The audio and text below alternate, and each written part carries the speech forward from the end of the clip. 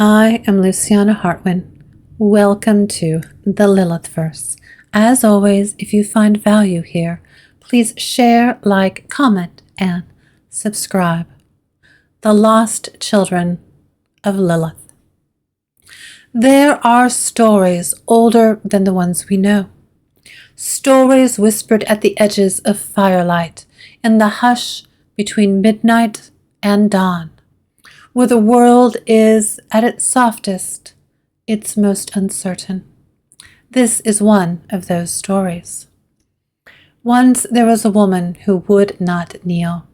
Her name was Lilith, and she was the first woman, the first exile, the first to taste the dust of a world outside Eden and call it her own. But exile came with a price. 3 angels were sent after her, celestial messengers with voices like the turning of the stars. They told her to return, to take her place at Adam's side, to submit.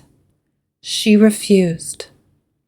And so they cursed her, not with pain, not with fire, no, something worse. They cursed her children. Each day, 100 of her offspring would die. Mortality, creeping like ivy through their blood, their rot in the roots of an ancient tree. Lilith, who had once been made of the same eternal clay as Adam, who had walked in the garden of God, was forced to watch as everything she created was taken from her, piece by piece, breath by breath. But what does a mother do when her children are stolen? She rages, she grieves, and sometimes, if the grief is deep enough, if the rage is sharp enough, she changes. What the angels did not expect was that death is not always an ending. They say that the desert is a place of forgetting, that the wind strips away more than footprints, that it takes memories, names, even souls, but some things refuse to be erased. The Lilitu, that is what they called them at first. Shadowed things with golden, unblinking eyes, creatures of wind and hunger, moving at the edges of the world. They did not die, not exactly. They became something else, something colder, something that knew hunger in a way no mortal ever had. They could not live as men did, could not walk beneath the sun, could not grow old and die. And so they took what was denied them. They stole breath from sleeping mouths, drank warmth from the veins of the living. They became the wind at the window, the whisper in the dark, the soft rustling of winds just before waking. And the stories began. The first people called them many names.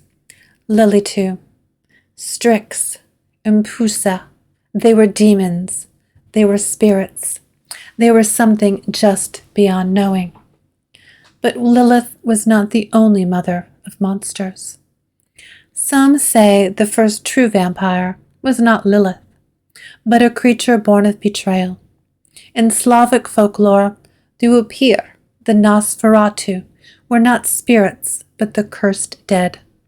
Those denied proper burial, those who rose from their graves to drink the blood of the living.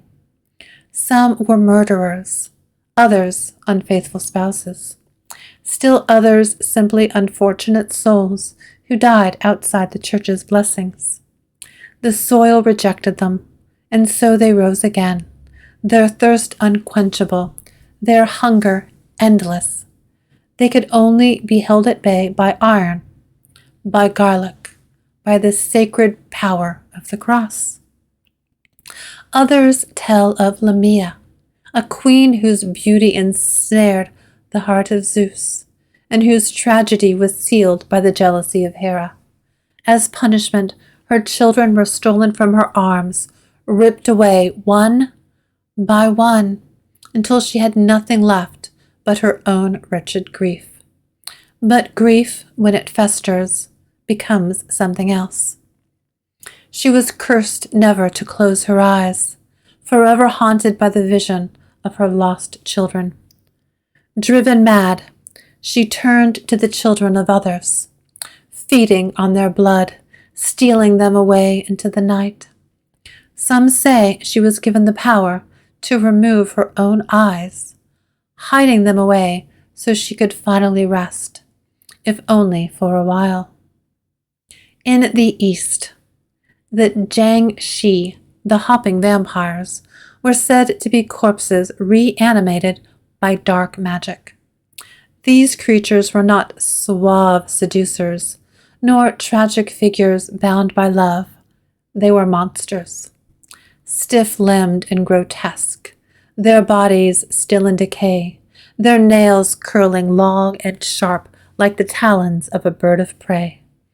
They could leap great distances, searching for the breath of the living, stealing the life force of those unfortunate enough to cross their path. Taoist priests developed rituals to bind them, talismans of yellow paper pressed to their foreheads to keep their evil contained. The echoes of these creatures merged over time, their stories woven into the myths of every culture. The Strige of Rome, creatures of the night who fed on the blood of infants. The medieval tales of pale figures slipping through windows, their eyes burning in the dark. The Aztec legends of the Suetidio, spirits of women who had died in childbirth, returning as ghostly figures who lured the living to their deaths. 1,000 versions of the same hunger, 1,000 stories whispering the same name. Lilith, Lamia, Upir, Strix, Nosferatu, Jiangshi. Today, the vampire is something different. A monster, a seducer, a tragic figure caught between life and death. But listen closely. Strip away the velvet and candlelight, the castles and coffins, and what remains? A being cursed with immortality, a creature who must steal life to keep its own. A mother whose children were stolen, who would do anything to take them back. The story of the vampire is not a quiet one.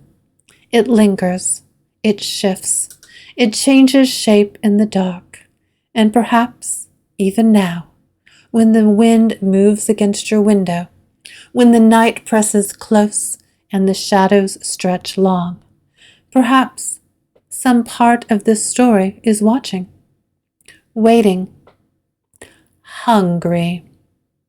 And now, you know. If you found value here, please share, like, comment, and subscribe. I am Luciana Hartwin. Thank you for joining me today here in the Lilith Verse.